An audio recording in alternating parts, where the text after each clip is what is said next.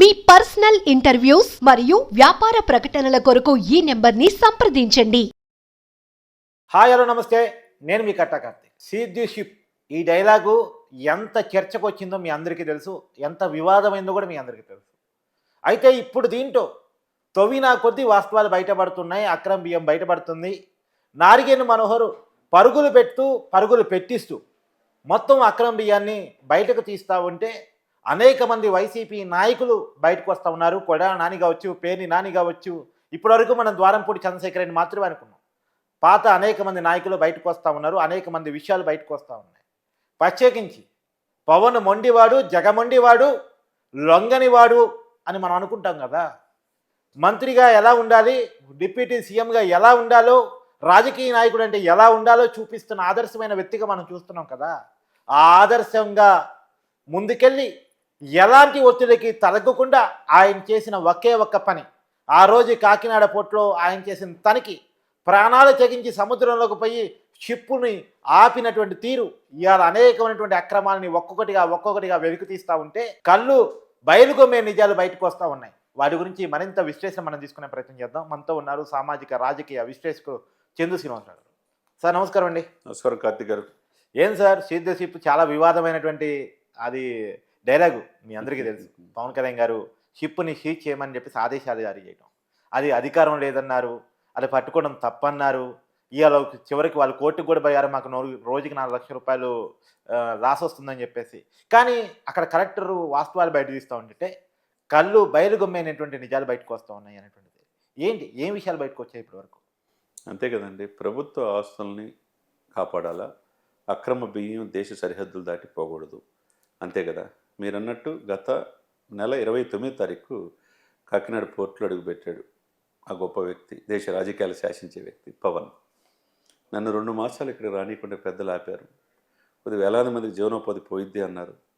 అది ఎలా కుదిరిద్ది అని చెప్పన్నాడు అని చెప్పేసి 9 నాటికల్ మైళ్ళ దూరంలో షిప్లో వెళ్ళి స్టెల్లా షిప్ని సీజ్ ద షిప్.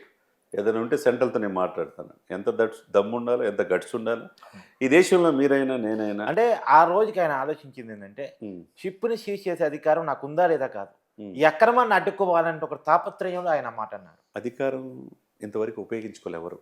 ఈ స్వాతంత్రం వచ్చిన తర్వాత ఏ ముఖ్యమంత్రి, ఏ ప్రధానమంత్రి, రాష్ట్రపతితో ఆ కన్సల్ట్ మినిస్టర్స్లో డిప్యూటీ సీఎంలో ఉపయోగించుకోబట్టి తెలియలా. యాక్చువల్గా సీజ్ ద షిప్ చేసే అధికారం ఉంటుంది. అక్రమాన్ని అడ్డుకోవాలి. సీజ్ ద ఏరోప్లేన్ కూడా సీజ్ చేసే అధికారం ఉంటుంది, తెలుసా మీకు? లేకపోతే 9 నాటికల్ మైళ్ళ దూరంలో వెళ్ళి ఎందుకు సీజ్ షిప్ చేయాలా? ఢిల్లీ అవసరమైతే కేంద్ర పెద్దలతో మాట్లాడుతున్నానని అన్నాడంటే ఎంత గట్స్ ఉండాలి చెప్పండి. అంటే మన దేశ సరిహద్దు దాటి మన పెదవాడికి ఇవ్వాల్సిన పీడిఎఫ్ రైస్ని అక్రమార్థులు ఇప్పుడు వరకు 48,000 కోట్ల వ్యాపారం చేస్తారు. సామాన్యుడికేమో 5 రూపాయలు 10 రూపాయలు చేతిలో పెట్టేసి వీళ్ళు మాత్రం 60 రూపాయలు 75 రూపాయలు అమ్ముతున్నారు సార్. 1000 కోట్లు సంపాదిస్తున్నారు. వాళ్ళకి వాడి కలుపుకు అన్నమా ఇంకేం తింటారు సార్? పెదవాడి బియ్యం అట్లా మళ్ళీ వీళ్ళ విదేశాల్లో కంపెనీలు పెడతారు సార్. ఇంకా నేను అనేది ఏంటంటే, ఇది షణ్మోహన్ కలెక్టర్ నిజాయితీకి మారిపోయారు. ఆయన ఫస్ట్ టైం ఆయన వెరిఫై చేసినప్పుడు పవన్ గారు ఎంటర్ అయ్యే ముందు 640 క్వింటాలు దొరికిందన్నారు. తర్వాత పవన్ గారు వచ్చిన తర్వాత మీరు ఏం చేస్తున్నారని అన్ని శాఖలు, కస్టమ్స్ కావచ్చు, సివిల్ సప్లై కావచ్చు, రెవెన్యూ అధికారులు కదా మొత్తం పిలిచి పోర్టు సిబ్బందిని పిలిస్తే అప్పుడు బయటపడినాయి. ఈ షిప్ సీజ్ చేయండి అన్నాడు. సరే, దాంట్లో ఒక షిప్లో ఎన్ని వేల మెట్రిక్ టన్నులు వెళ్ళొచ్చు, దాంట్లో ఏముంది అని ఇప్పుడు మొత్తం 5 శాఖల వాళ్ళు ఎంక్వైరీ చేస్తే ఈ 640 టన్నులతో పాటు ఇంకొక 680 దొరికినాయి. అంటే 1320 టన్నుల బియ్యం ఇతర దేశాల సరిహద్దులు తీసుకెళ్తున్నారంటే 5 శాంపిల్ చేసి దొరికినాయి ఎంత అంటే దొరకాల్సినవి ఉన్నాయో. కాబట్టి వీళ్ళంతా షిప్ సీజ్ చేసే అధికారం లేదంటారు ఈ దుర్మార్గులు. దశాబ్దాల తరబడి అక్రమాలకి అలవాటు పడిపోయారు అంతర్జాతీయ స్మగ్లర్లు. ఏది వదలతలా వీళ్ళు. మరి వీళ్ళని ఏం చేయాలి? అడిగితేనేమో నిజాయితీగా పనిచేస్తేనేమో ఏదో ఒకటి అంటారు, ఒత్తిళ్ళు బెదిరింపులు. ఇప్పుడు టార్గెట్ చేయటాలు. ఇప్పుడు ఒకసారి ఒక ఉదాహరణ కూడా చెప్తాను సార్. సుబ్బారాయుడు ఎర్రచంద్రం పట్టుకుంటే స్వయంగా జగన్మోహన్ రెడ్డి ప్రెస్ మీట్ పెట్టి హెచ్చరించాడు, 7 సముద్రాలు దాటిపోయినా నేను వదలను అని చెప్పి. ఏం చేస్తారు ఆయన పార్టీని వదిలిపెట్టి వెళ్ళే అవంతిను, ఇంకొక ఆయన భీమవరం ఎమ్మెల్యేని కూడా ఆయన గంధి శ్రీనివాస్ని ఆయన దైవంగా వాళ్ళే వదిలిపెట్టి వెళ్ళిపోతారు. నీ పక్కన ఎవరు లేరు. ఈ 11 మంది కూడా ఎంతమంది ఉంటారో కూడా తెలియని పరిస్థితిలో ఉన్నారు. ఈయనేం చేయగలడు? నెక్స్ట్ వస్తారని ఆశ ఉందంటారా మీరు? నాకైతే లేదు. లేదు కదా కత్తి గారు, క్లారిటీతో ఉన్నారు కదా మీరు. నేను క్లారిటీతో ప్రజల్లో కూడా చాలా క్లారిటీతో ఉంది. అవును. కాబట్టి సుపరిపాలన పాలన ఈ కూటమి అందిస్తుంది అనేది మనం అనుకోవాలా. సి ఏదిగా కాకినాడ, ఇదిగా కాకినాడ తేనెతుట్టి కలిపినట్టు ఒక అక్రమంగా బియ్యమే అనుకున్నాం, దీని మాటను గంజాయి మిగతా ఏం చేశారో, దేశ సరిహద్దుల్లో ఏవి ఆర్డిఎక్స్లు తుపాకులు వచ్చినాయో తెలియదు. ఇవన్నీ ఎంక్వైరీ జరుగుతుంది.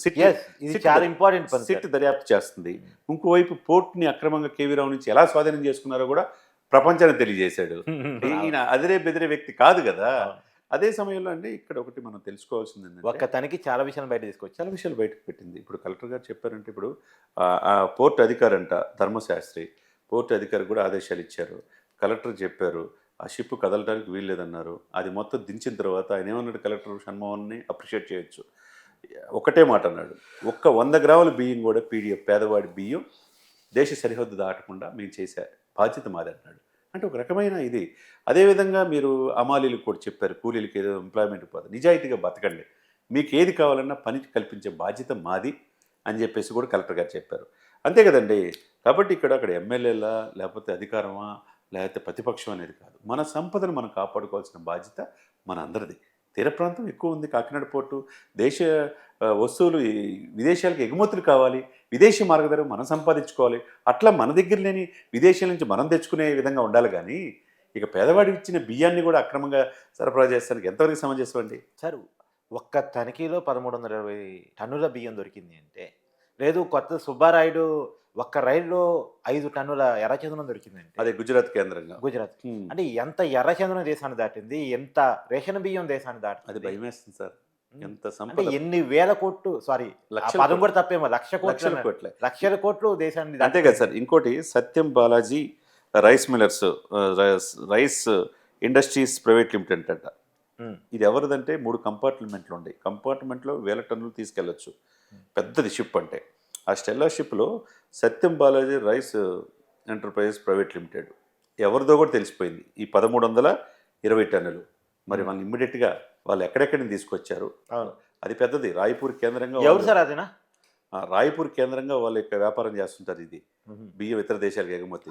వీళ్ళు వెనక ఎవరున్నారు ఏంది కూడా తెలియాల్సిన అవసరం ఉంది. మానస ఎంటర్ప్రైజ్ ద్వారంపూడి చంద్రశేఖర్, మీరు ఇంకోటి పేరు నాని మీద కూడా వాళ్ళ భార్య మీద కూడా వాళ్ళ 2 గోడౌన్లలో 284 మెట్రిక్ టన్నుల బియ్యం కనపడట్లేదు. చట్టం దృష్టిలో ఎవరైనా సమానులే అండి, ఎవరిని ఉపేక్షించే వ్యక్తి కాదు పవన్ కళ్యాణ్ గారు. అదేవిధంగా అది కాదు సార్, ఇంకో విషయం కూడా, పేరు నాని పొద్దునైతే శుద్ధపోసు డైలాగులు చెప్తా ఉంటాడు కదా, మీడియా ముందుకు వచ్చి చంద్రబాబు నాయుడిని పవన్ కళ్యాణ్ని బండబూలు తిట్టడానికి సిద్ధపడతా ఉంటాడు కదా. ఇవాళ ఎందుకు పోలీసు విచారణ రమ్మంటే పారిపోయాడు? అంతే కదా. ఇప్పుడు ఒకటి సార్, భయం లేనివాడు ఏదో, ఇప్పుడు కుంటోడు నేను లెగితే మనిషిని కదంటాడంట, వాడు ఎగవలేడు, వాడు మనిషి కాలేడు. అంతే కదా. అంతే కదా. ఎవడంటే వాళ్ళు ఎక్కువ విపరీతమైన కోపం ఉంటుంది, అది సహజ సిద్ధంగా ఉండేది.